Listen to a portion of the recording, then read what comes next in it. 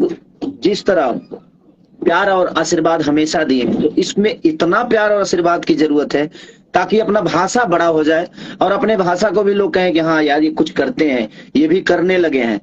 तो धीरे धीरे ही चीजें बड़ी होती है। तो बस एक बार जोर लगाने की जरूरत है।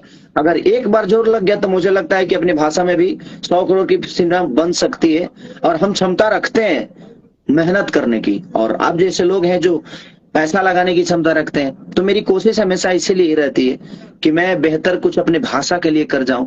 मैं अपने लिए तो जो किया उसको किया, अपने जनता के लिए जो करना था किया, लेकिन मुझे लगता है कि भाषा के लिए अभी तक हम काम नहीं कर पाए थे। लेकिन कोशिश है, तो अभी इस कोशिश में हमारे भाषा के हर वो लोग अगर जुड़ेंगे तो शायद मुझे लगता है कि अपना भाषा साउथ से बड़ा हो सकता है, क्योंकि हमारा क्राउड साउथ से ज्यादा है।